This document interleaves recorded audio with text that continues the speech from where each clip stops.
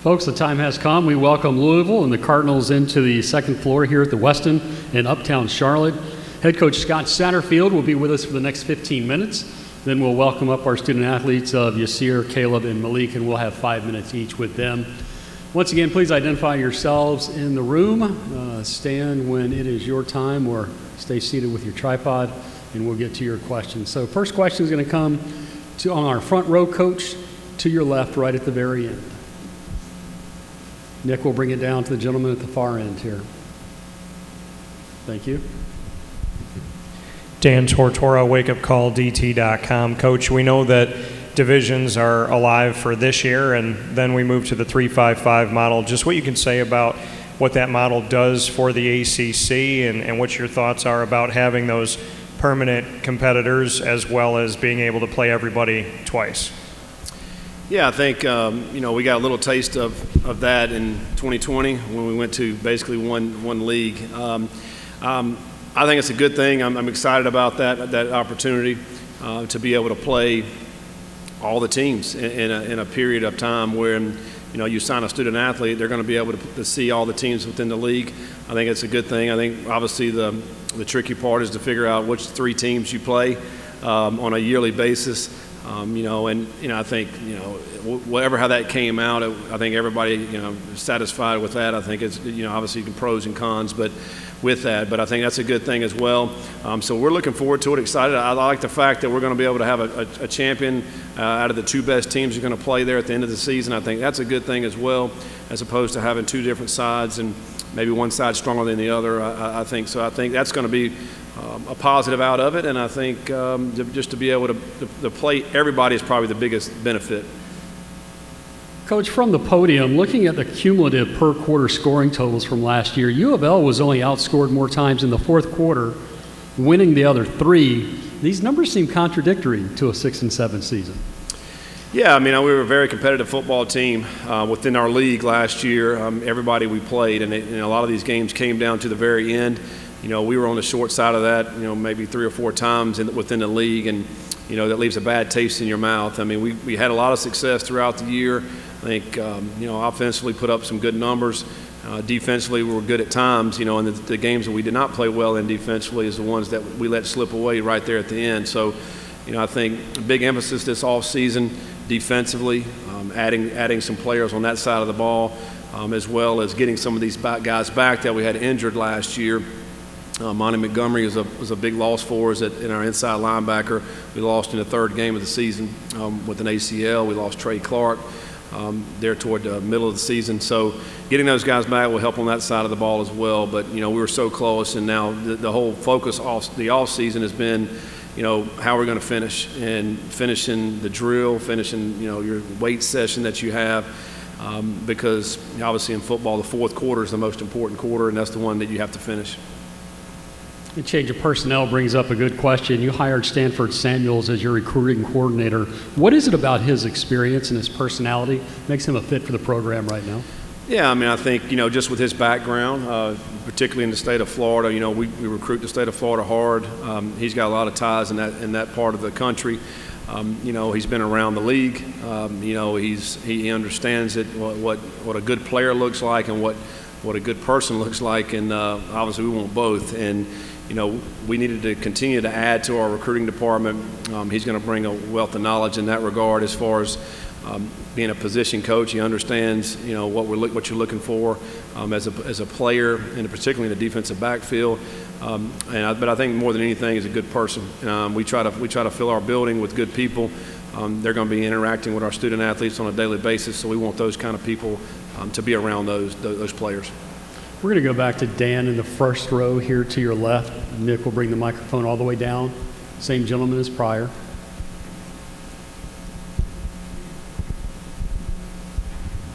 Coach, you've been a part of different institutions as well as different conferences. Seeing the last 12 months of realignment and all this shift, and now, obviously the Pac as well as the Big 12, the Big 10, and the SEC all being affected in some way, shape, or form.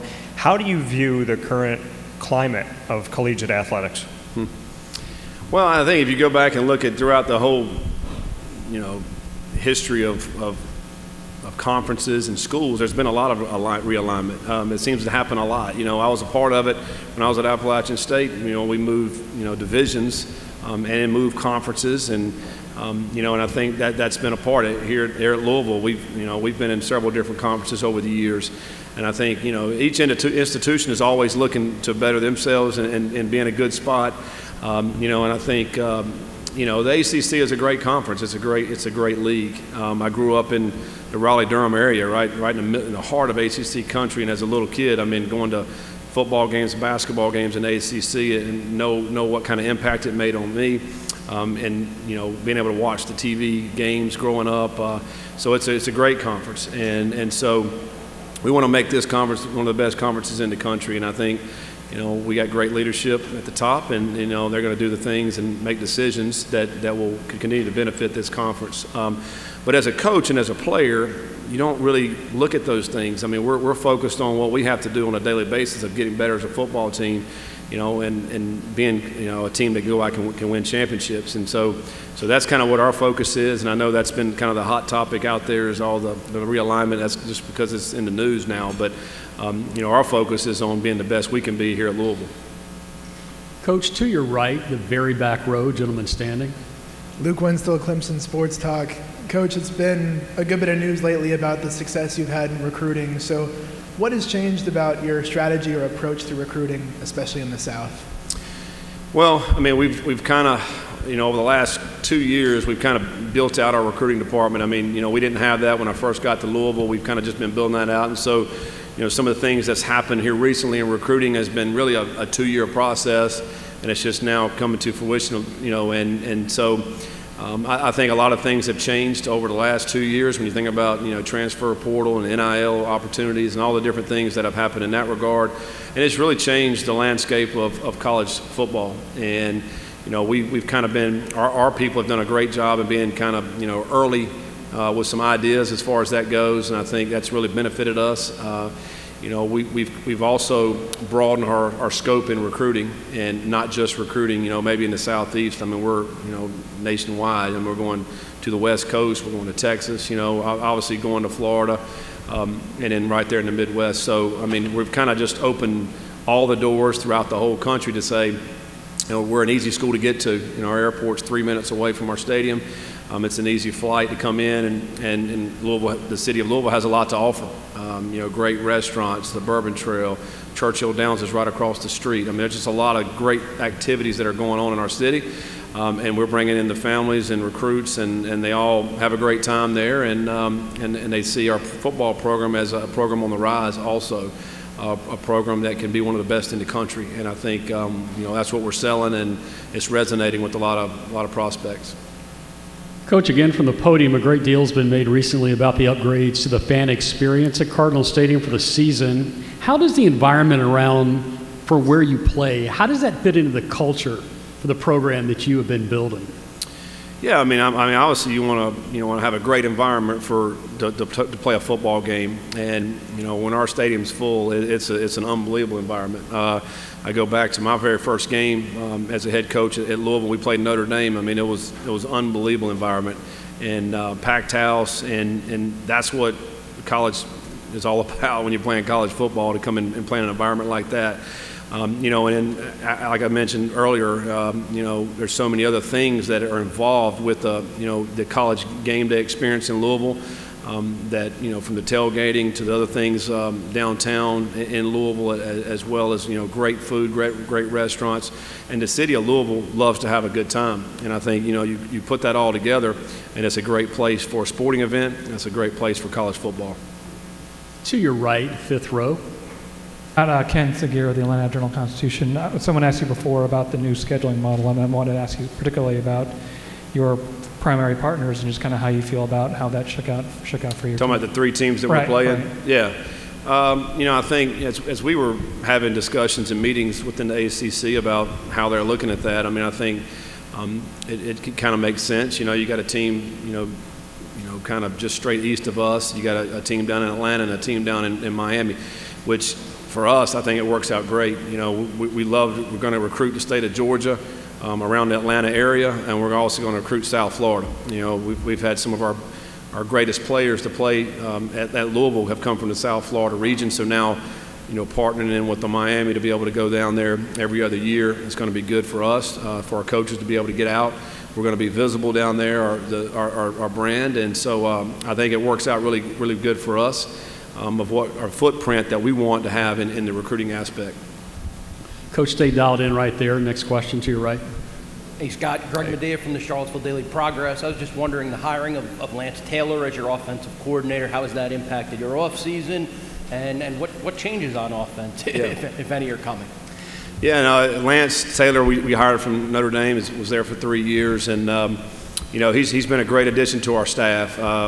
Very organized. So what he's done is come in and really that organizational skills that he has with our offensive staff, and then our offensive unit, bringing them together. A lot more of the offensive units, making the whole offense feel a part.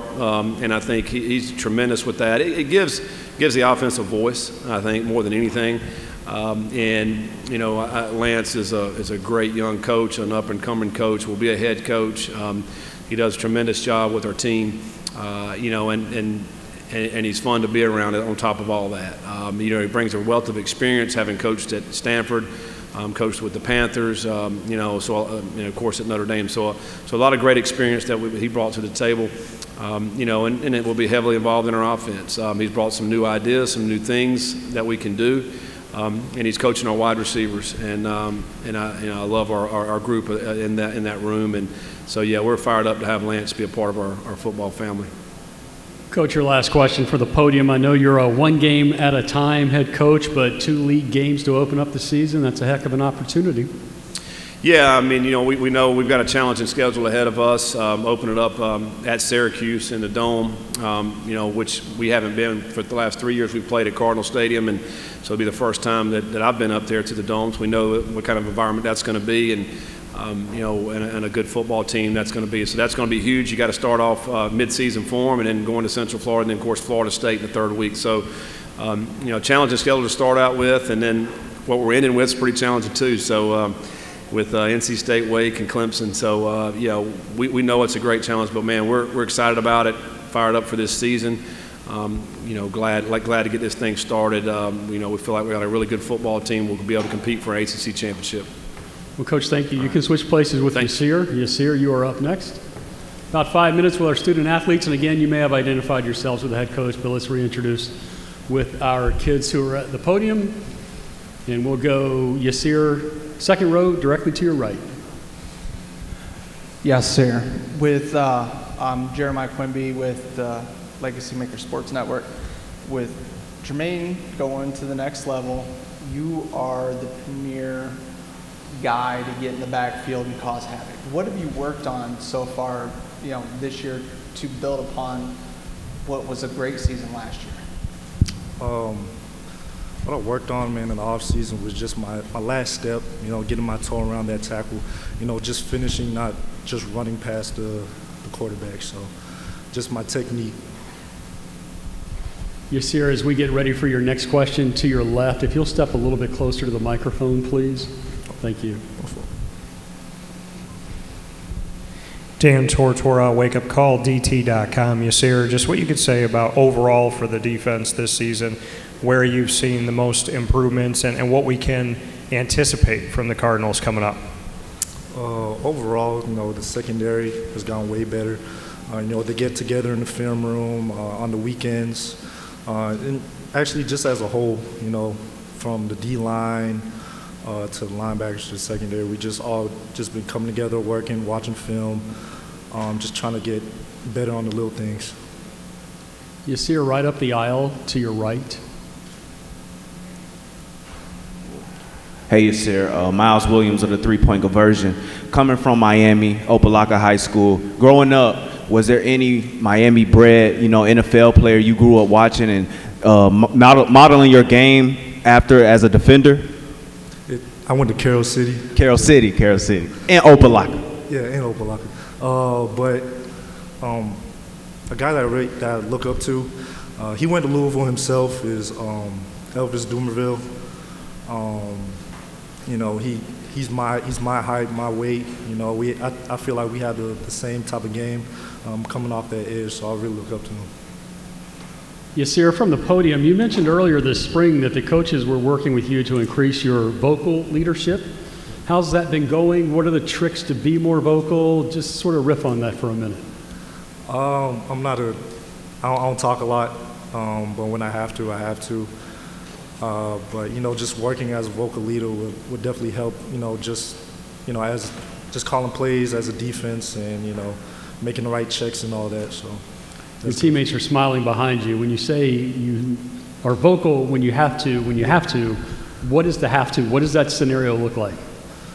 So, for example, if we're down in a game, you know, my teammates really need me just to step up and speak out, and, you know, just give them some motivation, you know, to finish the game. I got you. Thank you. You're off the hook. Up the center aisle to the right again. How you doing, Yasir? Cortland Griffin with the three-point conversion. You just said that Elmas Duberville was a guy that you know, got some of your play style from. It's been a gift that's been kind of circulating around the social media, the hit that he had on Tom Brady, man. Like, is that something that you look at, you bring that same intensity, you kind of try to, you know, lay in the quarterbacks like that? Yeah, I feel like I displayed that in the year 2020 when the Syracuse quarterback, man. It felt the same way. Anything else for Yasir from the room? Yasir, we can trade places with Caleb, so I appreciate the time. Caleb Chandler, our offensive guard, redshirt senior. Questions for Caleb from in the room, please. Caleb, seeing none, I will start from the podium. When you see Yasir coming at you in practice and scrimmages, what goes through your mind? A lot goes through my mind because Yasir is just a different animal. He's not just fast or strong, he's both. So it's like you got to have a whole different mindset when Yasir is lining up across from you. Thank you. Your second question will come from the first row right in front of you. Dan Tortora, wakeupcalldt.com. Caleb, just, you know, having to have an offensive line that's obviously gone through transition of coaches in that position, just what you can say about navigating through that and what you've learned from that, because I feel like you've learned early on that it is a business out there and changes do come and they do happen. I can say I learned a lot. I really just try to look at it as more information and more technique and stuff. Like, yeah, I've had a few different coaches. I think I'm like on 4 now. And I've learned so much from each coach. I just try to use everything or some things that those coaches teach me. So like with Led and Summer, I use different things that they teach me that I felt like that helped me the most. So yeah, I mean, I've had a few coaches, but I've learned a lot from every single one of them. Caleb, to the right, very back row. Caleb, I'm Luke Winstill, Clemson Sports Talk. For you last year, especially the second half, played very well. So what was something that really clicked, or specifically something that changed for you to really put it together last year? Just my mindset. It was, you know, if I can make that extra block, go make it. If I can finish a guy on his back, do it. Don't hold back, and just try to keep 3 in the rest of the offense protected and clean off the ground. So it was really just a whole mindset for me this past season. Caleb, from the podium, you've got a birthday coming up in a few weeks. And you're going to be 24 years old. Do you have the nickname Grandpa yet from the locker room? Are they calling you old man? They call me old man around the locker room, like especially like when I try to get up out my seats or, you know, stuff like that. I always have a little grunt at the end of it. So I've been called an old man for like the last 2 years. It's nothing new to me now. So what are you teaching the young bucks as the old man? What wisdom are you imparting to them? Just got to bring your best every day. This is like the way Coach Satterfield tells us all the time. It's a short period time life of our lives, these 4 to 6 years. So we got to bring our best and enjoy this time while we can, because we're never going to have anything like this again unless, you know, you go to the NFL. But just this short time period with these guys, we just got to enjoy it while we can. Do you have a favorite birthday meal? Steak. I love steak. Any kind of steak. We'll take it right back up the center aisle and to your right. Raphael with the three-point conversion, playing with Malik, knowing he can run at any time. Is that something you practice so you don't get called for the holding, knowing that you're blocking at one and then next second he's gone? Right. Yeah. No. It's exciting and challenging blocking for him because you can have a guy locked up, then you just see him take off to the left or right. And when that usually happens, I'm like, okay, Malik is on the run. So it's like, if I'm in good position, I'll keep my hands on him. But if not, I just let go because I know it's not too many people out here that's going to catch Malik. So, yeah, it's challenging, but it's so fun to block for him. I love it. Caleb, that's a good setup for your final question. Last year, you graded out 90 or better throughout the season. Is it possible to improve upon that? Absolutely. I'm looking for nothing but improvement. I know as the BOBs, the offensive line, we didn't start too hot in the first 2 to 3 games of the season. So I feel like if we just start from day one, those numbers can go up, and I'm definitely expecting to make them go up. Is it possible for an O-lineman to grade out as a perfect game? Nah, it's not. It's I can have 0 lows or 0 MAs and stuff like that, but like me, the second play of the game could have been a touchdown, like if I would have stayed on that block type stuff. So yeah, it's kind of impossible for us to grade out perfect every game. Caleb, thank you. We'll switch places with Malik and spend the last couple of minutes with the Cardinals with our redshirt senior quarterback. If you can't tell, he plays for the Cardinals. First question, Nick, if you'll bring the microphone back to Dan in the first row, right at the edge. Left side, Malik. Dan Tortora, wakeupcalldt.com. Malik, my question to you had to do with Lamar Jackson, but I got to ask you this first. Did you channel Lamar's Heisman Trophy night with the red suit? No, you know what's crazy? You're the first person to mention that, and I just thought about it. I really didn't channel it. 2 weeks ago, I just walked into a Men's Warehouse, and I seen the red suit, and I was like, yeah, I'm going with that one. I had to get some matching shoes, but the suit was easier to pick. And you look at your career and obviously your ability and what Lamar can do as well. What did you take away from him in the time that you were around each other, and how would you describe your game moving forward? I would say I took a lot from him, considering the type of person he was, more just off the field, how he helped his teammates around him, made the people around him better. Just the type of guy he was, man, he always made everybody smile. So that's the biggest thing for me, just always putting a smile on my teammates' face, the coaches' faces, their families' faces, their kids, and the kids back home, and then my nieces and nephews and my brothers and my family. So that's the biggest thing for me, just making everybody happy and putting a smile on their face. Your next 2 questions, Malik, are going to come up the aisle to the right. Cortland Griffin with three-point conversion. Malik, a lot of people look at you and they say, wow, this kid is a electrifying running quarterback. But what people don't really look at is you're a very efficient quarterback, having single-digit interceptions 2 of your last 3 years. Is that something that you take pride in, rather than using your legs, standing in the pocket and actually being able to deliver darts around the field? Oh, yeah, considering the style of play that I have, passing ball has been very I've tried to pattern my game around that because, I've been running for a long time, and just building the passing game, just being consistent for the most part, and just trusting my receivers. And when it's not there, of course, I'm going to take off and run. That's just the ability that God gave me. I can't do nothing about that. Again, stay on the aisle, right side. Yeah, Malik, Rick Bozich, WDRB in Louisville. Last year, so much of the questioning for you before the season was on cutting back on your turnovers, and you did that last year. What's the next thing that you're looking to improve upon for this season?